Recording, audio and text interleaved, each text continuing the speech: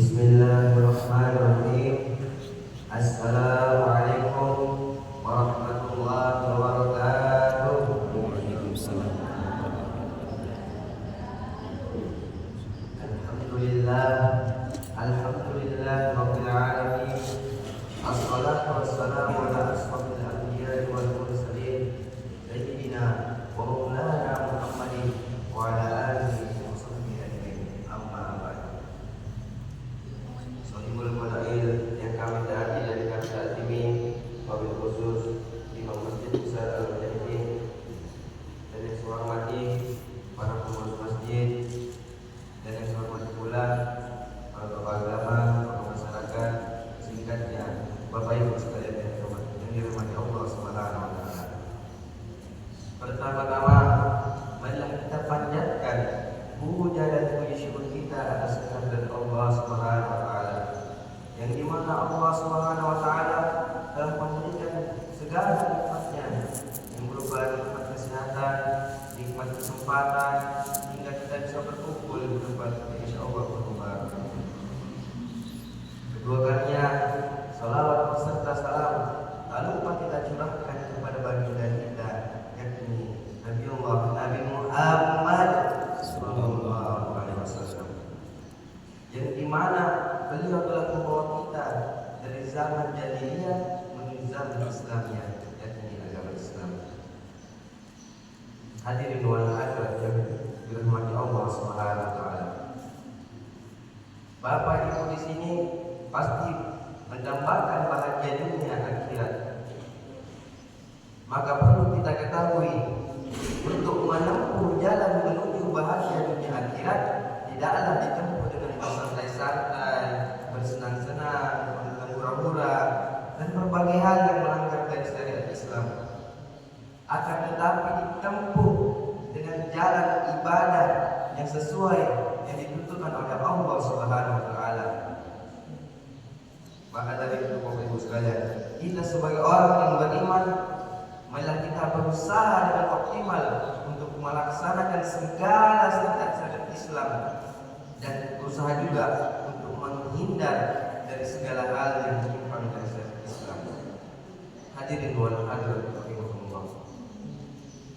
Kita semua pasti tak sadar dan mengetahui bahwasanya Allah Subhanahu wa taala menciptakan manusia hanyalah semata-mata untuk beribadah kepadanya dengan cara yang benar dan ikhlas. Namun sayang, ada sebagian hamba Allah yang di dalam hidupnya menyimpang dari syariat Islam. Mereka masa enggan beribadah kepada Allah, bahkan kadang sebagian hamba Allah yang beribadah kepada Allah. Akan tetapi mereka salah alamat, mereka salah tujuan, mereka mencari tujuan yang keliru. Sambil mereka mencari ridha Allah, mereka juga mencari ridha manusia.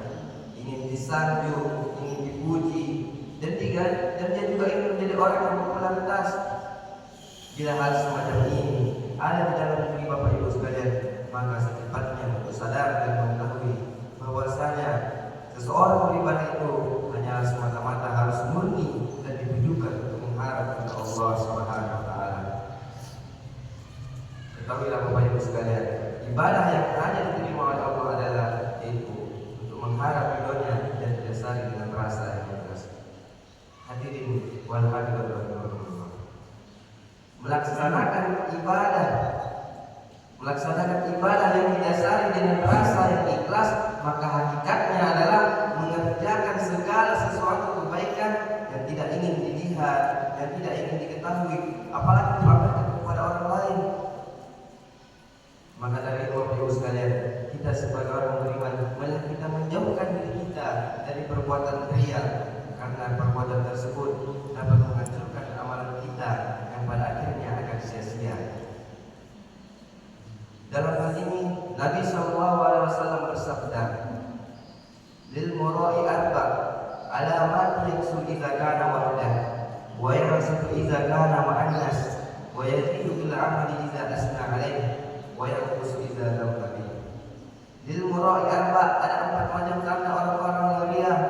Yang pertama, alamat yaksu idza kana wahdah, malas beribadah kepada Allah ketika sedang sendirian. kita sedang sendirian, janganlah bermalas-malas beribadah kepada Allah. Seperti sholat, zikir, sholawat.